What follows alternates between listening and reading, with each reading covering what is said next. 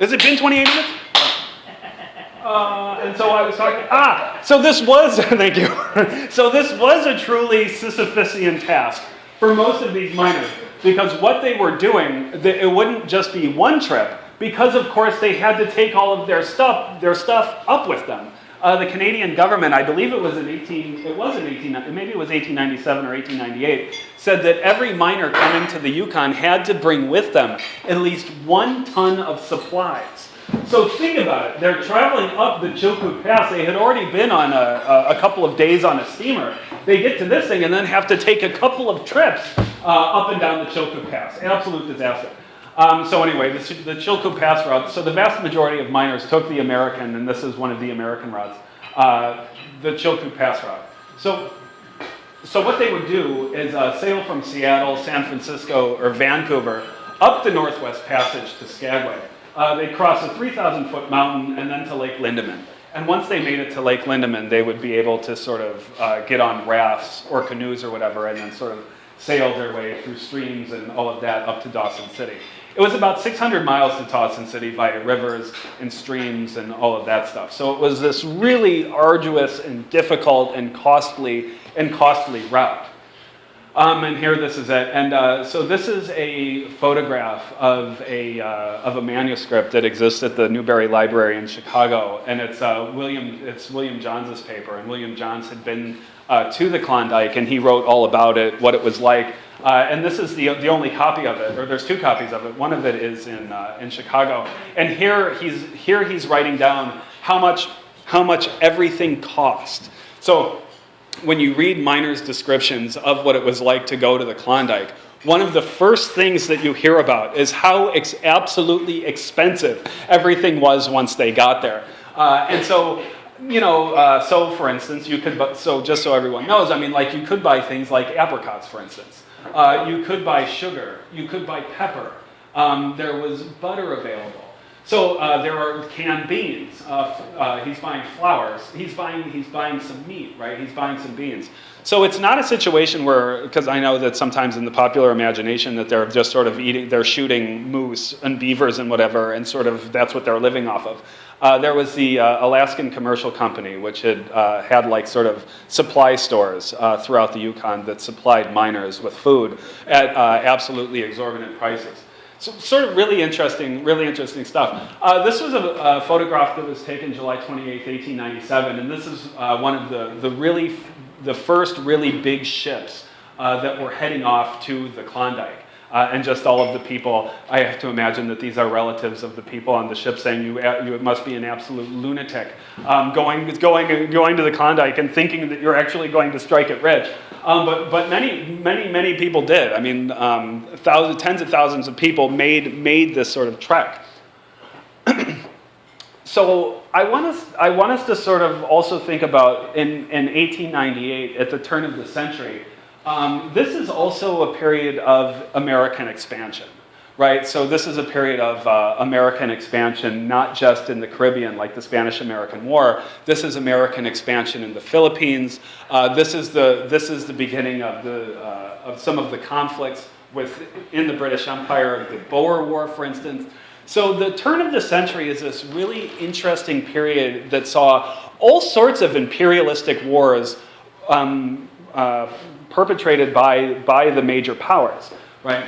So in 1898, the Spanish-American War certainly is on the horizon. And here, this is a picture of here's Uncle Sam. Oh my goodness, he's taken all of the gold mines, and here's the Canadian with his toque and his shovel. He's like, get out of here, and all of this.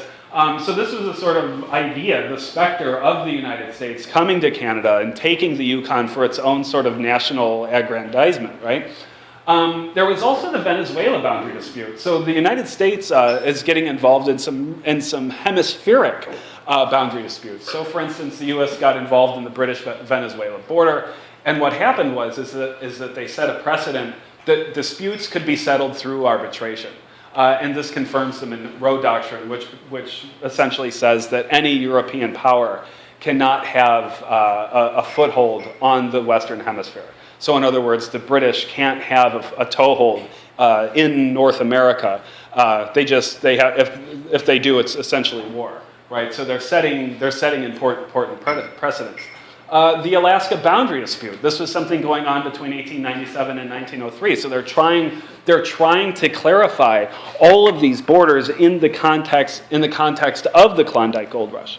So I just sort of want to talk about, just kind of briefly, William Ogilvy's trip to the United Kingdom. And I think that his trip to the United Kingdom is really sort of interesting, right? So William Ogilvy is sent by the Canadian Minister of the Interior. His name was Clifford Sifton. And so Sifton sends Ogilvy to Great Britain. It's February 21st, 1898. So Ogilvy Clifford Sifton, the Minister of the Interior, sends Ogilvy to Great Britain. And what Ogilvy is essentially doing is he's serving as an interlocutor between the Canadian government and British investors. So he's sent there to drum up essentially business for Canada. So Sifton sends Ogilvy over there, and Ogilvy is absolutely terrified of the water. So he goes, he sails the Atlantic, but there's some really great quotes that I just want to tell you. He wasn't looking forward to the trip, and with great trepidation, Ogilvy wrote to Sifton. He says, "I am not particularly anxious to cross the Atlantic, as you may infer from my unsailor-like qualities." So we don't exactly know the exact date of Ogilvy's arrival, but we do know that he arrived in the middle of May in 1898, and his last official act before assuming the commissionership of the Yukon territories. So he goes to Great Britain to drum up investment in the Yukon, and then when he gets back, he becomes the commissioner of the Yukon territories, which is sort of like the premier. He becomes the premier. So what Ogilvy's doing, what he's there to do, is essentially foster greater cultural ties to the British Empire. He wrote back to Sifton, he says, "I take good care to acquaint these people that we are a large and important part of the empire."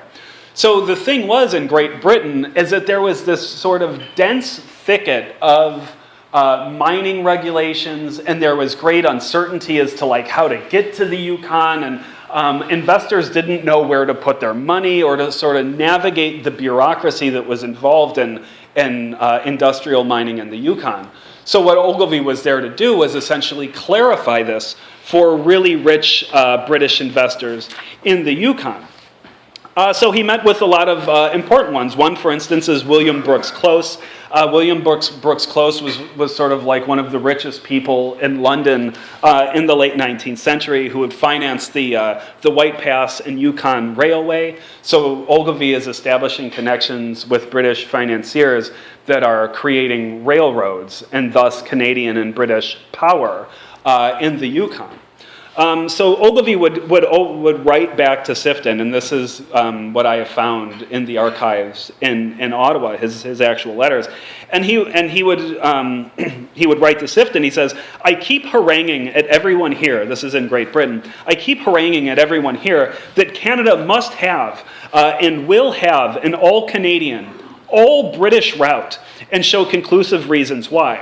So what Ogilvy's doing is he's trying to convince British investors that the Canadian government fully supported the development of the Canadian West, right? So he's telling British investors that if they invest in Canada, it's essentially a way to keep the American imperialist pig at bay. So in 1898, the United States goes to war with Cuba and in the Philippines. This is the Spanish-American War. And as this is happening, Ogilvy is in Great Britain. So Ogilvy, you could say essentially, and this is how I put it in my paper, Ogilvy essentially prayed for war between the US and Spain.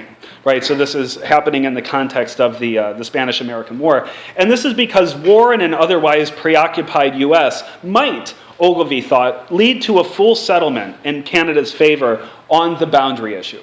So this is also about getting British investment in the Yukon, but it's also about getting British power behind Canada. So when they arbitrated the Alaskan Panhandle border, that they would have Britain support in that as well. So Ogilvy essentially sought a transatlantic and arguably a trans-Pacific model of the British Empire, a counterweight to what he considered to be the bellicose and the imperial aspirations of a rising U.S. Canada's place within the British Empire was to be mutually beneficial. And Ogilvy's manuscripts suggest that he saw the Yukon as much as a locus for imperial domination, a region that might be developed for the benefit of a powerful overseas metropolis, and developed for the benefit of Canada. So I want to talk I know I'm going terribly over here. I just want to make sure I just talk about his attachment to the British Empire. And when he talks about Canada's relationship to the British Empire, he sort of waxes philosophical about it, and I think it's interesting. So a good example of Ogilvy's attachment to the empire is his speech to the Royal Geographical Society, read in the spring of 1898 in London, and it was published in July. So his speech, perhaps more than any of his other papers or unpublished writings, illustrates his connection to the British Empire and to Canada. So speaking to an audience of geographers and potential investors, Ogilvy impressed upon his audience the sheer size of the country. So he's giving a speech to the Royal Geographical Society, and he sort of wants to impress upon them the sheer size and the sheer magnitude of the Yukon. So speaking to an audience of geographers and potential investors, Ogilvy impressed upon his audience the sheer size of the country. When he began his talk with a slide of a map of the Yukon, he sort of discussed how absolutely enormous it was. His talk must have lasted over an hour, as it's 10 printed pages long. So Ogilvy wanted to keep the discussion lively, and he brought with him 50-odd slides to show. So Ogilvy chose photographs to convey the vast, rugged beauty of the Canadian frontier. And looking at Ogilvy's slides, one gets the sense that he wanted to impress upon his British audience the awesome potential of the Canadian West. His speech began by thanking the president of the Royal Geographical Society and by underscoring Canada's special relationship to Britain. He says, and I quote, "I come from a country that is more British than any other part of this vast empire," he said. He pointed out to his audience, and I quote, "The Yukon is a very long river, so long that you might wrap it round this little island and then tie a knot with the ends." When he spoke of the gold rush, he emphasized Canada's resources. The connection in Ogilvy's metaphor is the Yukon River, which serves as a new and vital link to the British Empire. So the gold rush provided an opportunity for closer cultural affiliation between the two nations. Ogilvy said a few years ago that British feeling was not exhibited to the same extent that it is now. Ogilvy likened the ties that bound an earlier generation of Canadians to Britain to a small stream gently meandering through the land. But, he said, since discovering the vast wilds of the Yukon and the mountains of gold it possessed, it was now, and I quote, a restless torrent sweeping everything out of its way and permeating the whole country with a thoroughly British feeling, and making us pride in being part of the British Empire and glorying in its history, culture, and traditions. He finished the introduction of his speech with an important flourish. He said, "Blood is thicker than water, but there is a substance that many people consider much thicker than blood and much heavier than water. That is gold." Ogilvy believed, and this is the important point, Ogilvy believed that blood, the cultural and social ties that connected Canada to Britain, were greater than the distance that separated them by the Atlantic Ocean. At the same time, gold and Canadian national resources of the Pacific Northwest would serve a new and vital link between them. Ogilvy viewed Canada as an integral part of the empire, a part of the empire that would create a more stable and more powerful Britain and serve as a counterweight to American pretensions in the Western Hemisphere. It's in this sense that Ogilvy, surveying in his expertise, this is what leads to a closer alliance with Great Britain, right? His knowledge and his sort of bringing together these two countries. This cartographical expertise, environmental management, and thus the development of the Yukon goldfields would provide a catalyst for stronger imperial ties. It would allow Canada to develop its own natural resources for the benefit of Canadians. In Ogilvy's metaphor, the connection between Canada and Britain is as natural as the water that flows along the Yukon River. Ogilvy believed that the technological progress and the development of Canadian national resources would lead to a stronger and more powerful ties to Britain. That relationship would in turn create a more powerful Canada. Ogilvy was suspicious of American power and sought to mitigate its influence in the Yukon. And technology and his expert knowledge, in a lot of ways, is the vital link. Railroads, steamships would transform the Canadian North into a viable part of Canada, creating that peace-compelling empire that he dreamed of in the last years of his life. The connection to Britain would serve as the foundation for Canadian sovereignty in the North and maintain a Canadian-British identity rather than an American one. Writing at the turn of the century, Ogilvy could not have foreseen the horrors wrought by industrial technology in the First World War. But in 1898, as he touted the progressive nature of industrial technology, the West must have seemed like an untrammeled wilderness that held immense possibilities for the future. Thank you.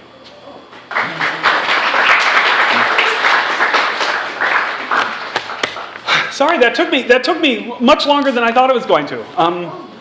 And there's a question in the back. Thank you. Regarding the Alaskan Panhandle, I thought there was some sort of tripartite committee with Brits and Americans and Canadians to decide what to do with it, and I thought the Brits in that sold us out to the Americans to be. Those dirty. We have to turn it out now because I'm going to talk poorly about the British. But yes, the British absolutely did stab Canada in the back. So there was more going on in the Western Hemisphere than just the Klondike, and the British felt that if they could give concessions to the Americans in the Alaskan Panhandle. So in other words, the British were like, well, we can stab Canada in the back on the Panhandle issue, but because they needed concessions from America and other parts of the world. Well, given that and the fact that we've sacrificed a lot for the Brits over the years in the wars and whatnot, should we now think of declaring a republic and getting rid of the monarchy? Because they've never done anything for us. And yes, absolutely. And we should start right here tonight. And get rid of this. And we need to get to clean off the $20 bill and everything. Yeah. And I mean, so I think the fact of the matter is that the Alaska Panhandle dispute went against Canada for a lot of reasons. The British needed support from America and some of their other imperialist wars that they were fighting. And the other reason is that Canada really didn't have a good claim to either Dia or Skagway along the Panhandle. So it was sort of a stretch to say that those cities should be in Canadian territory. Was there some fuss about the headwaters of the rivers flowing through there? Absolutely, and it was actually very technical. I mean, they were talking about sealing and the Aleutian Islands and all of that sort of thing. Yeah, but most of the conflict really centered on where these mountains are, and if there were mountains, where might this natural chain have actually been? And so they're rummaging through the archives in Russia and looking for all sorts of stuff. So, yeah, great question though. Yeah. How is the 141st Meridian decided upon? That's a really good question. So there was it was the Treaty of Washington in 1871 that sort of laid the groundwork for how and where William Ogilvy was going to survey. And the problem is that the Yukon and Alaska is in such a difficult place. It was very difficult to get a correct astronomical reading. And even after William Ogilvy had surveyed the 141st Meridian West, even they realized, because of the technologies that he was using, it was actually 300 or so feet, I think, to the west. So in 1903, they went back and they actually solidified that border. Yeah. Yay! Is there a reason why you think William Ogilvy wasn't really widely seen as a perfect figure? Why would that be? Yeah, why do you think? I honestly think because there aren't enough Canadian historians writing about Canadian history. So there was a really great article that was written by William Morrison, and William Morrison is one of the big Canadian historians who writes a lot about this. And it was in 2008, and he was absolutely bewailing the fact that even an event as critical to Canadian development of a nation, that even this event hasn't garnered any interest in Canadian history. Absolutely astounding. He's like, how did this happen? Like, the Klondike Gold Rush is one of the pivotal events. It was one of the biggest gold rushes. no one's studying it, right? So, yeah, except for maybe really like half a dozen people. So yeah, so if you're interested in history and want to go to graduate school and become a professor, I mean, there's a lot of interest. I think there's a lot of work to be done, particularly in the Canadian North. So and so, one, that there aren't a lot of Canadian historians, and number two, I think since like Russia has started to make claims to the Canadian Arctic and the North and all of that sort of thing, the Canadian North technology and environmental history has sort of become a thing in history that historians want to study now these days. So it's become sort of sexy to study, you know, the North and all that. Yeah. Great question. Actually, I was going to ask that one next. You beat me to it.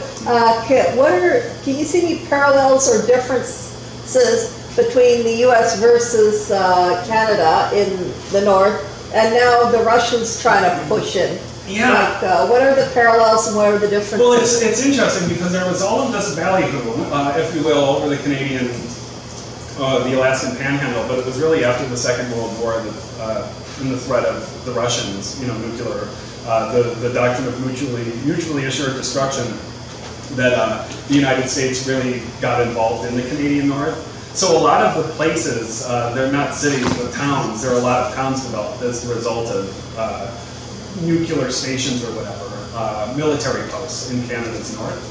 So yeah, I mean, I guess it's interesting that, I don't know, I mean, just that Canada would allow the United States in after the Second World War, but I guess, you know, during the turn of the century, it was like, you know, gotta get the Americans out, whereas they were sort of welcomed after 1945.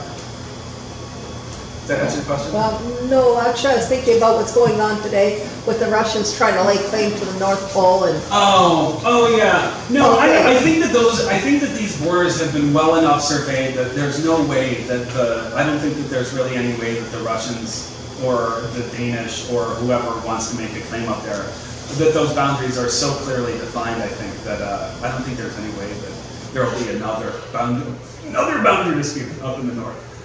I don't know.